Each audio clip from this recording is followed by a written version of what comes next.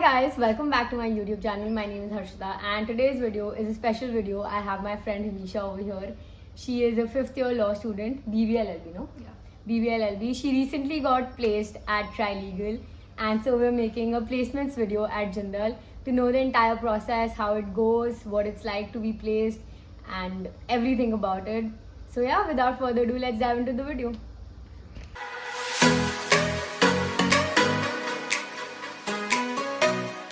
What is the entire process of placement? How does it start? How do you sit for placements and how do you apply? So the process begins like 2 weeks before the 0 day happens. So for us, it started somewhere between like mid-August and mid-July, and our placement was like 0 day was on 3rd and 4th of August. Yeah. So the firms start sending out their applications from mid-August. It goes on for a period, so some firms will send you a week before 0 day or like 10 days before 0 day. So it totally depends on the firm again. However, say 15 days prior the process starts, then you fill in the forms. So there can be there could be a questionnaire, or you just submit in your CVs, select the preference areas that they have provided you with, and then you just send in the nominations, and a day or two before 0 day the shortlists are released, and then you just sit for placements and interviews. How long is the application process? Is it like quick? So processing takes way longer because like Office of Career Services at Jindal. OCS is, so you send your application through OCS to the firm, right? So I think like OCS takes its time to process it before it sends it to the firms. So I think that's why the longer application, like 15 days, I'm assuming.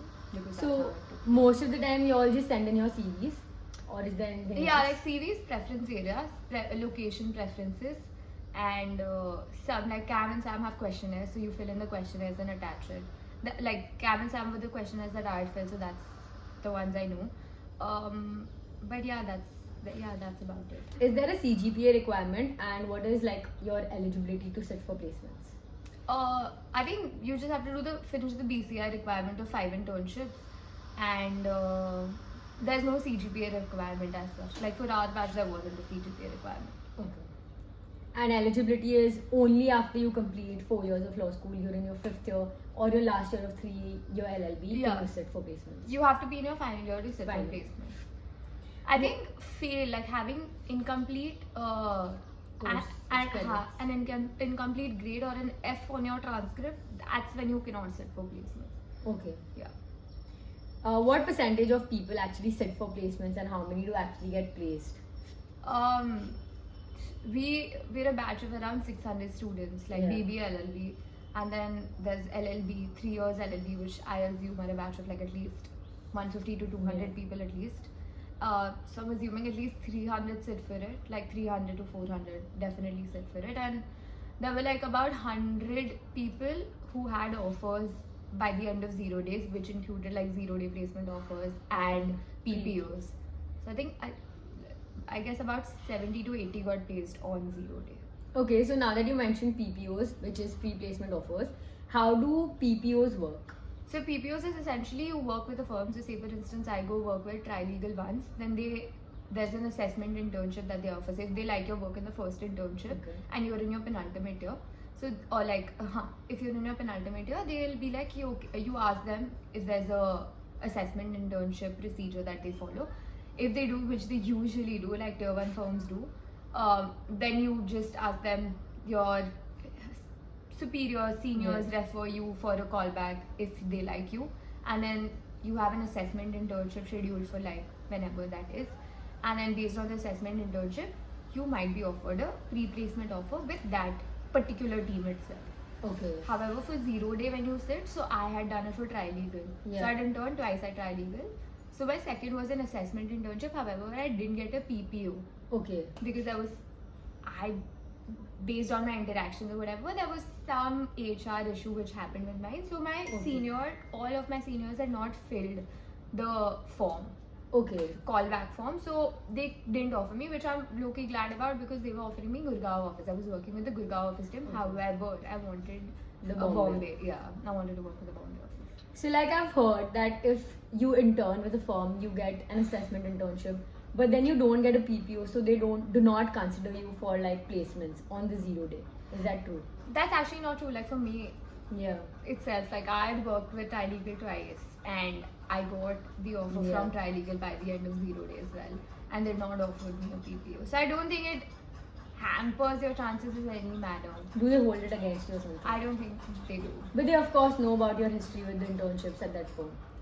They actually, it can be used in your favor actually, because you could be working with two different teams or the same team again, Yeah. and they can go back and ask for feedback that okay, your CV has been shortlisted, so they see potential in you, and since you've already interned at a firm earlier, they'll just go back, ask those people, is she good enough, or like have you worked with her, stuff like that. So I don't think it's disadvantageous in any manner. However, it's easier to secure a PPO because lesser Yeah. competition, you're by yourself. 0 day just has a Definitely. lot of people. Yeah. So what is the return on investment like after you get placed? Return on investment monetarily, I'm not quite sure because like it varies in which university you belong to. Like for Yeah. Jindal, the investment is a little too much than others. Yeah. But you do get a fair bit of a decent package as compared to every other NLUs. It's almost at par with other NLUs. So I think we had, for litigation, we had Panagan Babu, which was offering like 1 lakh per month, so like 12 lakhs an annum. And firms like other tier 1 firms are offering anywhere between like 15 to 18 Lakhs. Yeah, 18 lakhs per annum. So what's like the average package, the highest package, the lowest package, and which firms? I'm not quite sure about which firms because not all the offers are out yet. Okay. So your offers are released, like you actually get the 0 day offers somewhere after Jan, Okay. the following year. So I think lowest which is probably come is like 70,000, 80,000 for a litigation, like 60 to 80,000 for a litigation internship per month, and yeah, like 14 lakhs per annum for like corporate internships. And highest goes up to 18 Trilegal. 18 lakhs. I'm assuming Trilegal because that's what I've heard, but I'm not quite sure if other firms also offer the same. Okay. We had a bunch of 14, 15 firms would come on 0 day. So what happens after you get selected for an interview or a GD round? GD is group discussions. So like each firm has a different round. So for instance, like you could have a questionnaire round, so where you just fill in a questionnaire, you just have like personal information to fill, or you just have like generic GK questions put out there, or you can have a group discussion which is with a bunch of people you are discussing like pros, cons of any relevant topic in that period or relevant topic in general, and then interview is just a one-on-one with the partners or like the people who've come from the firm, and one of the HR is usually present in such interview. Okay. And what do they ask you in interviews and group discussions? Like how does an interview process go? So group discussion is essentially like I gave 2 group discussions. So one of them was discussing like freedom of speech and the idea of freedom of speech and like the pros and cons to regulate it and who should regulate it, and it was revolving around that topic. And the other one was aspect of AI and how it can impact the legal industry, and will it be a positive impact or a negative one. So it was that, and so you just discuss, and it's the way you articulate on the spot and how you respond, how you acknowledge others' point of views, how you respond to such point of views in that moment, because you just get barely like 25 seconds to respond or like think, because it's a 30-minute or a 40-minute group discussion, and it has around like 12 to 15 people. So if you think about it, if you even have to speak once or twice, it's very little time for all of you. Yeah. So you have to make sure whatever you're speaking is not repetitive, it's relevant, and it's not something very vague. For interview, Wait, so for the GD, is the topic given like beforehand? no, On it's on the spot. spot. And do people like try to overpower you by speaking more? People do. That's where you have to make sure it's almost like you have to respect what others are saying, But then put your point forward. but also put your point forward. Like there's a very thin line between that. So group discussion is self-regulated. There's no moderator to regulate it. It's totally on the group and how that does it. And I mean, it's completely on you and how you take charge or how you not take charge and ensure that there's a harmonious discussion. And for interviews, how does the process Interview look like? is generally about like, from what I've heard, it could probably be from 15 minutes to like 45 minutes. So, and it could have like a panel of one person, two people, like one person, two people, or even like 7 to 10 people. So Sam had a very big panel of interviewers, a ridiculously big panel actually. Shardul himself had come to Yeah. interview, like not This it was time? not only in Jindal. So he didn't come in person, but it was a virtual interview. But Okay, it had yeah. a really big panel of people who were there, and yeah, interview. So basically, things they ask in an interview is like HR questions, like tell me about yourself, why law, why this area in law, why not the other area. Yeah.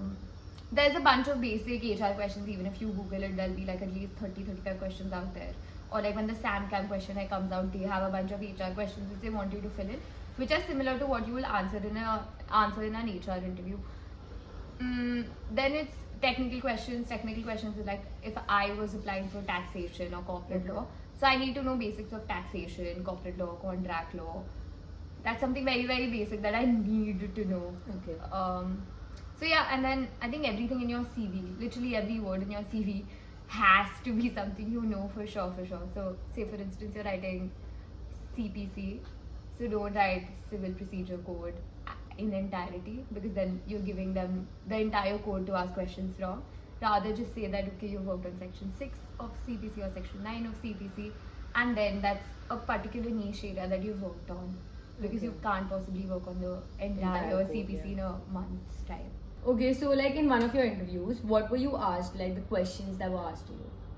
In my Indus interview, they started off with HR questions, like really basic HR questions, and they just probably want you to get more casual and comfortable in Okay. that environment.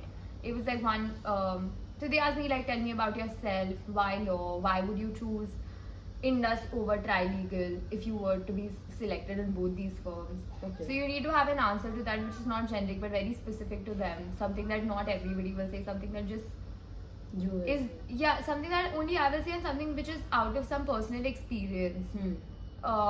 Everybody's going to say, oh, I like the work culture better, or I just like the place better, or I'm just from Bombay and the office is in Bombay. So that's not what they want specifically. That could be part of your answer, but like try to find something out of experience which makes you want to work at that particular firm. So that was one thing which they asked, something that they asked other interviewees as well. They also asked me like technical questions concerning what was there in my CV. So my CV was something that they grilled me on for a Okay. really long period of time, like everything about my CV and like the logic behind everything which I had written. So if I've just written something like drafted shareholders agreement, then they asked me what are the provisions, like what are the provisions, or what all did you mention in the shareholders agreement, how and when do you draft a shareholders agreement. And then I mentioned a couple of things, and then they also asked me like what are these things, the meaning of such things.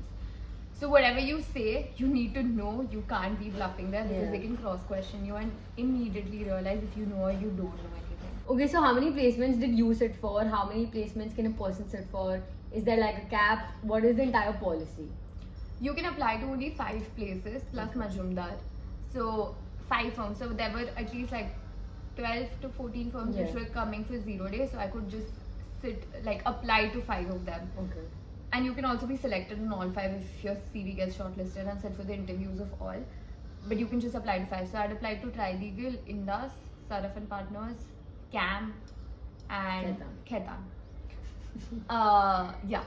So that, and then I got shortlisted for 3. I didn't qualify the GD for Khetan, and then I gave the interview for 2. You gave the interview for Indus and Trilegal, yeah. Cam and Saraf, you did not qualify for. Yes, CAM, Saraf, I didn't qualify. Okay. And like, what is the policy for like if you get selected for like if you get offer letters from both two? So I did get an offer letter from Indus and Trilegal. Okay. And then you have to, so I got the offer letter I think around 10 o'clock, and within like 30-40 minutes I had to send them a response back, like which firm I wanted to opt for, so that there's a waiting list which exists. So, say for instance, if I choose to, so I opted for trilegal and I dropped Indus. Yeah. So Indus, there's a waiting list which exists. So if 8 people are offered Indus, there are 3 people in the waiting list. Say for instance, so if I drop Indus, the next person in the waiting list is offered that position. So you have a very limited period to make that decision, but you already know which firm you're applying to, which firm you actually want to work in. So it's not very difficult when at that last moment you have to make that decision of which firm I should opt for. Okay. What if you don't get any offers on the 0 day? Is there like we've heard there's a day one. So like what's that?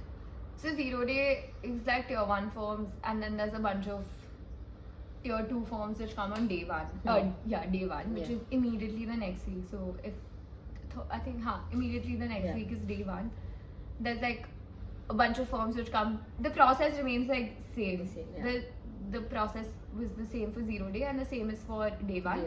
However, it's just a speedier process. So as soon as day 0 ends, day 1 form is floated, and then you have to fill in like which firms you want to select. I don't think there's a cap. There is no cap in the number of firms you're applying to when you're sitting for day 1. You can apply to all firms, but for day 1 you follow a policy of whichever firms offers you first, you have to accept that offer. So for 0 day, at the end of 0 day, everybody sent an email that you've been shortlisted for this, select, or if you've not been shortlisted at all, you still send an email. But for day 1, it happens as it goes. So if the interview is done and if you've gotten shortlisted, you sent out an email that okay, you've been shortlisted for this, and then you just have to accept it, otherwise you're out of the entire placement process. So if you're offered, you have to take it. So you can't just apply to all the firms on day 1 as well. It has very selective. Yeah, very selective, and area that you want to work in, if it's good. Like you just can't be desperate for a job at that point, because some firms which had come had a very less pay considering they were offering a corporate job.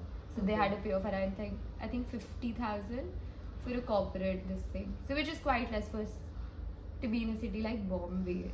For 50,000 doing a corporate job after having like immense investment made in Jindal.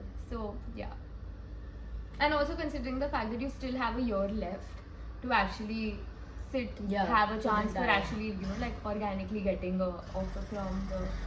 After day 0 and day 1 ends, your entire 5th year is in front of you. What, like if I suppose don't get any offer on 0 day and day 1 as well, so what does my 5th year look like? So if you don't get an offer on day 0, day 1, like even right now at this very moment we have placements happening. So there's DSK Legal which has come, a firm that I know of because my friends are sitting for it. So placements happens around the year after in your 5th year. So as soon as like OCS gets to know about opportunities and if they want to recruit, they come to your firm, they conduct interviews. The entire process is just the same as it was for 0 day. Processing time might be different for every this thing, and you just get it all around the year. You just or you can like just intern during the breaks and then try to get like an offer from them, because they know you're in your 5th year, so they do tend to assess you on most occasions to consider or not consider you for a job. And I think it's important. Like personally, what I learned is I'd worked with a firm and they did not have vacancies at all. So by the end, so if I were to be interning in like December or Jan, if I didn't have an offer on me, then I would try to work in a firm which is recruiting or which has a vacancy, because there's no point in working for a month when you see no job prospect there at that end. But you can also choose to do it for experience if you really just want to do it for experience. Like I personally wouldn't, but if somebody does, that's totally on them. So like now that you're placed and you have your entire 5th year ahead of you, are you banned from sitting for internships at other firms? Yeah. So once you accept an offer at a firm, you cannot intern or you can't intern at all at any other firm or with any other lawyer. So it can almost lead to revocation of your offer. So what do you do in the 5th year then? So you still have subjects to study. You enjoy your 5th year. You go out. You can, if you really want to intern, you can intern with the same firm. So you can, like, I can ask trilegal and be like, okay, Do you Didn't want work. no? Do you want me to intern with you? And if they really want me to intern, I'll intern with them. Otherwise, it's just very chill. Yeah, you do nothing. Okay, so what factors did you keep in mind while applying to firms in the 0 day? I think couple of things probably, like practice area for sure. If they were, yeah, pretty much just practice area and the areas where they were recruiting. So some if Indus offered me Bangalore and Trilegal offered me Bombay, I'd take Bombay. Okay. Other way around, if Trilegal offered me Bangalore and Indus offered me Bombay, I'd take Indus. Because Okay. for me, location was a preference. Okay. So location, area of practice, those were two things which made me determine like which firm I wanted to apply to. And like I asked a bunch of people about the work culture and if that would be some like everything is not good. We all know it. But which one is a little better than the rest? Yeah. Kind of situation. And the pay that they were giving. So Okay. that. How did you prepare for 0 day? Like your entire, did you make your CVs in a different way for every firm? What did you do to prepare for interviews or GDs? Everything about So like beginning with CV, you anyways do have a very curated CV by the end of your 4th year because you'd always been applying to internships. So you literally just have to fill in your June, July internship data and put it there. When you're applying to firms, so say for instance, like mentioned Trilegal, I put the 2 internships that I'd run at Trilegal at the very beginning. Okay. Like first 2 were Trilegal and the other internships followed after. But like for other firms, it was just in a chronological order, the latest to the, and then going backwards. Yeah. So and then areas of interest. So if I were to be applying for taxation, I had like taxation as my interest. And if I were to apply for like contracts or like company law or Gen Corp, then I had those in my interest mentioned at the top of my CV. Okay. So I did curate a little bit, but you don't change the content, you just change the formatting of the things that you included. But that's about it. And then yeah, the GD or the interview process. GD, you just have to know general topics. Like it's pretty much just GK. Just You can't anticipate what they're gonna ask. yeah, you really can't anticipate. It could be like demonetization, cryptocurrency, Bitcoins. Yeah, it could be literally anything. So you just need to be well aware of what's happening around in the legal field in general. So that and what else did you ask? Did you like consult seniors or like? I did actually. Like the firm that I was working at, I consulted. Like I asked my seniors there if they could help me with the entire process. Just Jindal seniors in general are quite helpful. So reaching out to them might help. That helped me. Like they took mocks for me. They told me like this is how 0 day works. Don't like this is what they expect of you. And since they're already working at one of those firms, they know who those people coming to your college for interviewing are. So they also know what they like or they don't like, or like what is something that they will possibly really want. So you can kind of prep in that manner. Oh, also you need to know when you're sitting for the interview who your interviewers are. So you need to read about them, what practice area they are specializing in, because You get the names beforehand. Yeah, you do. You get to know like who is interviewing you. Okay. So for Indus, I knew I was applying for tax and they specialize in Gen Corp. So when they asked me a tax question, I knew that they don't know what I know as well. They recently worked on it. So I knew the recent developments, and since it's not their specialized practice area, and tax is anyways a very specific niche, so not everybody knows everything about it. So when they asked me a question on a very specific point, I could say things which they didn't know about, and they were like, okay, fine, we don't know about it, but sounds about right. Yeah. So you just need to know who they are so as to know that how you should be prepping for the interview. If I were to be applying for a Gen Corp job, I need to know my company law, I need to know like contract law and stuff like that very well, because I know they know. Okay. So how long was this preparation process? Honestly, it's a lot of anxiety. Like for me personally, I'll say it's not like, oh, I'll just go in for an interview, and I'm not very great with interviews in general. I get quite anxious, so I prepped a lot. I practiced with a bunch of friends, went over like having like an introductory speech, like tell me about yourself, prepped, which is like 30 seconds and 1 minute long in case they wanted longer. And I like at least for a week I'd say I did prep. Okay. So like a couple of days before, coming to Jindal, we were prepping for it, and then when the entire process starts, you in a way just get so anxious after getting shortlisted that you end up just prepping, and you realize that okay, these guys are doing so much, so I should also do so much. Others should not affect you, but it's very normal. Yeah. So when you see other people doing and prepping, you just feel like, oh, I should also know about it, and then you start prepping for it. What were your backups? If not 0 day, day 1? I think it's just like interning with firms that I wanted to work at, and then if they had a vacancy, hopefully get a job that way, if not through college placements. Did you ever think of not sitting for placements or going for abroad for the studies? I did actually. Like I was sitting for placements was a no-brainer. Like I was sure I was going to sit for placements, but I wanted to keep that option open if I wanted to pursue like further studies. So, but then again, I went for the semester exchange, and my whole point of the semester exchange was to see if I wanted to pursue an LLM immediately after completing 5 years, and in UK in specific. And yeah, it kind of made me realize maybe I don't want to do that. And the semester exchange was great while it lasted, but not something that I would like.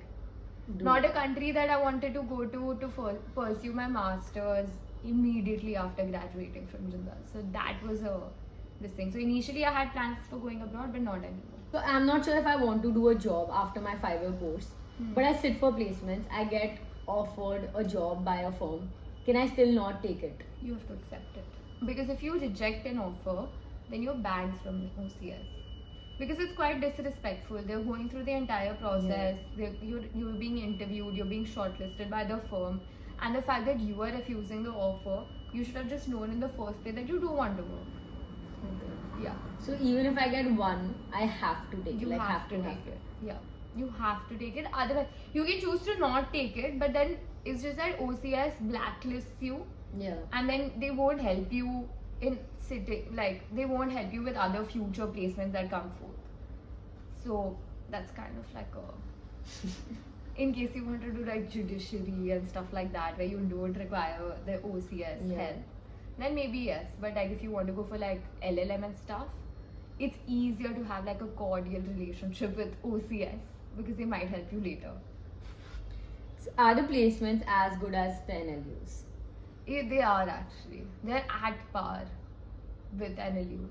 I know like one college which, like I think Saraf had come to Jindal, but not one of the top NLUs. 5-6 NLUs which are there. So I'm not sure about every other colleges, I mean universities 0 day, but for this for sure I know like Jindal had every firm, every tier 1 firm there could be to sit and come. So yeah. So we have 3-year LLB and 5-year LLB. Are the 3-year LLB people like not given that much attention as compared to the 5-year LLB? I think it's quite at par unless the firm wants it otherwise. So there are certain firms which say that okay, we're just recruiting like 5-year LLB people, so we just want them to apply. So then it's that. However, there were most of the firms did let the 3-year LLB people sit for placements. Okay, so it's We have a on the slight, firm. it's on the firm, and it's both of them get equal opportunities. And OCS, like Jindal does not decide. Jindal does not discriminate between them. Yeah, Jindal does not. However, if the firms want it certain way, Jindal just has to agree to it. Okay, so final question: what is some advice that you will give to your juniors after you've gone through the entire process? Someone like me, I'm in my 4th year. I'm gonna do this in like what, 6-7 months? Yeah, probably. Oh yeah, that's quite safe. Just like know your CV, prep your CV, and if there's an area where you really want to work in, like this summer, winter break is probably going to be the one which is going to be very recently showcased on your CV. So make sure that's relevant, or just figure out if that's relevant or that's the area you want to work in. And like immediately, like just before your 0 day, just ask a senior how it goes. And just do mocks with them. Even though OCS has their wing where they help you like make sure your CV looks a certain way, and like how do you address yourself in an interview, and how should you act in an interview, your posture, your clothing, stuff like that. Just there is a lot of prepping which goes before this. It's not that you just go submit a CV and it's it. That's it. Yeah. I mean, you do prep. Yeah, that's it. Okay, so guys, that was about it for this video. If you have any questions, let me know in the comments. I'm gonna text her and she's gonna give you all the answers. But yeah, that's about it. I hope it was helpful and I will see you guys in the next one. Thank you.